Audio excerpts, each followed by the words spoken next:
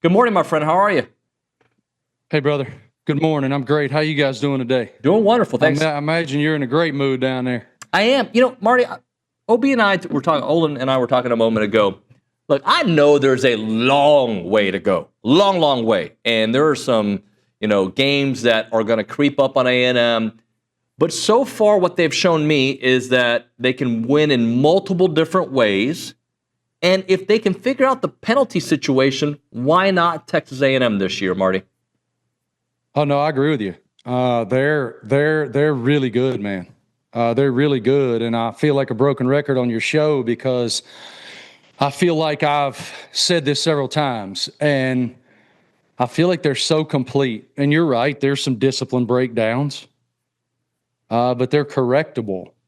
And defensively, what Coach Elko and Coach Bateman are doing to confuse opposing offenses and the way that Sanford and York just fly to the football, they are great players. I was midweek. I turned on the Auburn game, and I was just watching tape on the Auburn game, and I'm like, damn, man, who's 21? Because this dude is everywhere. He was so disruptive in that game. It was almost like he had their playbook because he was exactly where Jackson Arnold was at all times. And obviously that's a brilliant job schematically. And then on the other side of the ball, Concepcion is just fireworks. You just, that wick is lit. And it's just a matter of when it's going to pop off. And that's on the perimeter. That's in special teams. He's just such a dynamic player.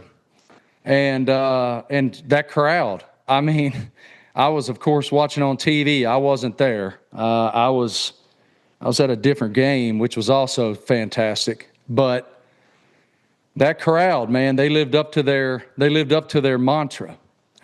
It seemed electric in there, man. And to be undefeated at this point, having beaten multiple quality opponents, I don't know how you could be happier if you were a Texas A&M fan.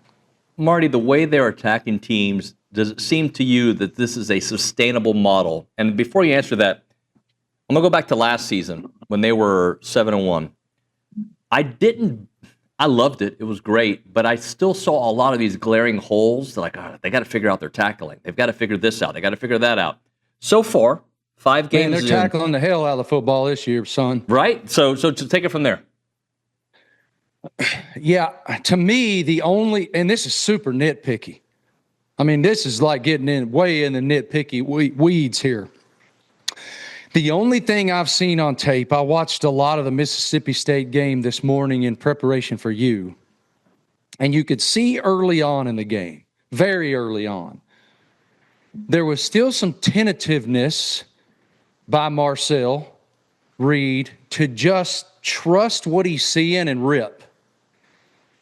And then, you see him throw that pass to KC, a 40-yard dart, all the way across the football field, down in the corner for a touchdown. You see Concepcion's effort to get in the end zone. Everything you want to see is there. And Reed is so dynamic with the football in his hands. And as that game progressed, you could see his confidence just go up and up and up and up with what he was seeing. Even when he broke the pocket, I think it was in the third quarter possibly, he broke the pocket. He stepped up and ran out to his right and just threw a sidearm dart. I think it was to 87, but I can't. It might have been to KC. But that is just such a confidence play in what you're seeing, and that is growth as a quarterback. We all know that he can run it really well. We know he has a good arm. So as that progresses, I mean, there's just nothing but positive to look at in terms of his growth and maturation. Stretching the field, that's what everybody wanted to see entering the season. And so if he can get to that place where there's not, I heard Jordan Rodgers talking about this on the broadcast early on too. There's just this very brief hitch, but that hitch could be a difference in an explosive play or not. And as he continues to grow and develop, how many starts does this dude have, David? 10, 12? A little bit more than that, yeah. So as he grows and becomes more comfortable with that, I mean, look out, man, because he's a special one. Marty, when you look at this Florida team, we've known that they've always had the talent, right? It seemed like they figured it out against Texas. What have you seen from Florida? Because this is a game before, like weeks ago, I looked at it in the preseason, like, man, of those home games, that's the one that really worries me. What have you seen from Florida? They proved that it's in there. They proved that when everyone is healthy, when everyone is on the football field in a contribution mode. I mean, David, DJ Lagway hadn't practiced. He got a week off in a bye week to heal up a little bit, to see some live practice and some full speed bodies. And then you get the offensive line a little bit healed up from the nicks that they have. And all of a sudden, they're moving the line of scrimmage. And all of a sudden, Jaden Ball is getting 6, 7, 8 yards a pop every single time they hand it to him. And then what happens? Complementary football. All of a sudden, you got the linebacker, you got the front seven playing the RPO threat. And that opens up lanes for guys like who? Dallas Wilson, who most of America never even heard of until Saturday. He was a player of the week in the country, in my opinion. So explosive with the football. So dynamic off the line of scrimmage in creating space and creating a cushion for DJ Lagway to throw it to him. And then once he had it in his hands, all the yak, tack, touchdowns after contact. And so what happens then? The swamp's rocking. And what happens then? The defense schematically was very well devised. Now, on the Texas side of things, everybody's asking me, I was at the grocery store yesterday. People are like, hey, man, Arch Manning's not as good as y'all said he was going to be. Sure, he'll be fine. I'm not worried about Arch Manning. I'm not. Now, he definitely missed some throws. He definitely wasn't seeing what was in front of him as Sark hopes he would. But I just think he'll develop into that. I do. To me, in this one, the credit goes to Billy Napier in Florida. They played their asses off. And another thing about Billy, it's funny. McGee and I and SEC Nation, we were down in Gainesville, and I introduced that Billy was coming up on the show because Ryan and I interviewed him on Marty and McGee during our show on Saturday morning. And I said his name, and all the people behind me were booing. And I'm like, stop it. Just stop it. I think he's a great man and a fantastic football coach. And that blew up Twitter, as you would imagine, because there's a lot of frustrated Gators, and it's okay to be frustrated. Winning is the job. And he's now 21-22. But one thing that you can't tell me is not unequivocal truth, David. You saw it on Saturday. Those young men are playing their butts off for him. And I just thought it was a fantastic performance. And man, I got to be honest, I was a little surprised how dominant they were running the football against what is a fantastic Texas defense, especially that front seven. And Florida really had their way, man.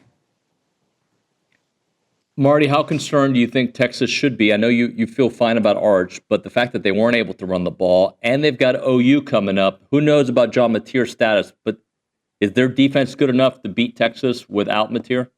Oh, yeah. Yeah, I mean, that defense from what I've seen, and I've watched multiple games in full. I watched the entire Michigan game. I watched the entire Auburn game. They fly to the football, and they got bad intentions when they get there. It's prototypical Brent Venables, and he has the dudes and the health now to be able to implement what he wants to do. There's so many schematic options for him. There's simulated pressure. There's all-out blitzes. There's zone. There's man. They can really do what they want to do and stay so aggressive in doing it. But the thing that impresses me the most, and this also applies to Bateman and Elko, when the football is in somebody's hand, once the ball is passed or run, 11 hats are running to that damn thing. And that's coaching. That is all coaching. And I admire it so much because I'm an old man and I'm Uncle Rico. And this week I'm getting ready to go up to Lycoming College to interview a 58-year-old college football player, which I admire. But I had a coach from the time I was in 8th grade, and that's all they ever said: run to the football, fly to the football. And so that's ingrained in me as a person. And so to see it that way with elite athletes, which Oklahoma has and Texas A&M has, it's really fun to watch, man. Like, it's fun to watch. I want to use a team that I think could be similar to Florida, but they're at a crossroads, right? Auburn. They've got talent. They've got issues at quarterback, but if Jackson Arnold, when he's right, he's right. But they've got Georgia coming up. They had the bye week. Is this the point of the season we find out what the future is for this program? I sort of see Auburn a little differently. And again, back to what I said about Billy, winning is the job. So there is frustration, I'm sure, on the Plains, but nobody is more frustrated than Hugh Freeze, genuinely, because if you look at the games they've lost, they're in them all the way to the end of these games. So I think there's tremendous reason for optimism. I think they have one of the best players in the country in Coleman. I think that Arnold is starting to kind of get into what Hugh wants him to do. The problem is, I mean, again, going back to A&M, Torian York was in his jock, man, the whole game. And I don't care who you are. If you got a guy that athletic and that fast and that violent running after you, it's going to be kind of hard to really keep your eyes down the football field. Self-preservation enters the equation at some point. But I do believe there's reason for optimism. And Georgia, though, look, like, after losing to Bama the way they did, they're hell-bent for leather now, buddy. I mean, that's all Kirby needs. Kirby's always looking for reasons to be pissed off. He's always looking for reasons to have an extra edge and be able to impart that edge to his players. And now he has it. He has it without hesitation. Oh, everybody's giving up on you guys. Now everybody thinks you guys suck. That's all he needs. And so, I mean, look, Georgia, to me, I think there's still so many questions in the Southeastern Conference. Do we really know who's great? Do we? No. I don't know if we do, man. I think I know who some really good teams are. I think Alabama's really, really good. I think Texas A&M's really, really good. Oklahoma's good with John Mateer. They've beaten some really good really good teams. What are they really with Hawkins? We don't know. Kent State is now 0-17 all time against the AP top 10. That ain't too good, bro. So I don't know. I don't know. Is Missouri? I mean, I'm impressed with Missouri. I'm impressed with Hardy. I'm impressed with Prebula. But who they really beaten? So we're going to learn a lot about them on Saturday in Columbia. That's where SEC Nation, Marty and McGee will be. We'll be in Columbia for the Bama-Missouri game. So I don't know. I can't tell you who's great. Who do you think is great nationally? Ohio State and Oregon? Miami, maybe? Miami's pretty darn good. Yeah. I was very impressed with them the other night. I'll give you that. Really happy for Carson Beck, man. Like, before last season, I sat down with him in Athens before the season ever started. And if you recall, he was the projected number 1 pick. I think he was the Heisman front runner from a betting odds perspective, on and on and on, et cetera, et cetera. And then he had the season he had. Constant criticism, the injury in the championship game, Gunnar Stockton comes in, all that. And he goes to Miami. And man, does he look so in command. He's doing whatever he wants to do. I'm really happy for him and his parents. I really am. Marty, this is why I think this season for A&M is such an interesting place, because I don't know who, even these top tier teams, I feel like they all seem vulnerable. So if A&M can get it out of its own way, right? Limit these penalties and Marcel to continue to make the strides that I think he's making. Yep. I think it's all possible. It's all possible for many teams, Ole Miss included, Alabama, who everybody quit on a few weeks ago, right? Everything is possible for more teams than usual.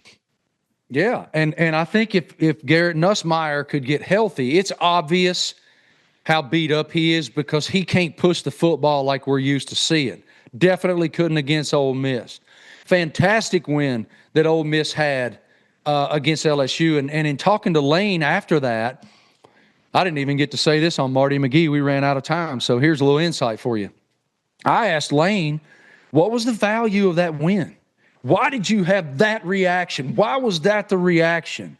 Because it was even more demonstrative than you're used to seeing from Lane. And he said, man, because nobody expected us to do it. He said, we've beaten LSU before. We've beaten them before, but nobody expected us to do it. And so for Ole Miss to beat LSU when we're not supposed to beat LSU, that's why I had the reaction that I had. And that tells you a lot. I mean, Trinidad Chambliss, had you heard of him when we kicked off week 0? No. Correct. Neither had I. Now he's on a Heisman list, dude. I mean, it's just, this is such a wild year, and it goes straight to what, David? It goes to the portal and the parity that's come with the portal. And the teams that have depth are the ones to really look out for. And all those teams you just mentioned seem to have that. I mean, who would have said Austin Simmons goes out for 3 weeks and Ole Miss would remain undefeated? I wouldn't have. Marty, let's close out with a question about Arkansas. After Florida A&M gets Arkansas, Bobby Petrino's the guy now. He was the guy before. Do we see a different version of this? Because he's changed out the defensive staff. He'll probably do some things a little bit differently offensively. Taylor Green's a dynamic player. What do you see from Arkansas moving ahead?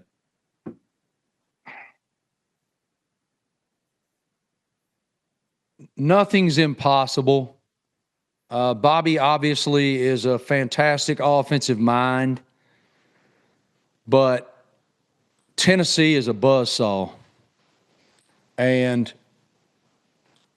I don't see a whole lot of difference this weekend. Now, I still think Arkansas to win is going to have to outscore people, and they might be able to do that. They might.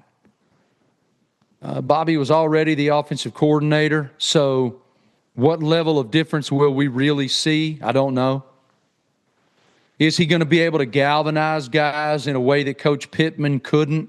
I wasn't in that locker room. I don't know what the locker room energy was. But they couldn't stop a nosebleed before. So let's see what happens now with a new defensive staff. Look, man, Tennessee, I think, I haven't looked at the statistics this morning, but I think they have the second most potent offense statistically in the league right now. Arkansas has the worst total defense numbers in the league right now. The game's at Neyland Stadium. It's just not a good equation for the Hogs, man. Marty, great stuff, man. Thanks for making a few minutes. Always appreciate y'all, man. Have a great day, brother.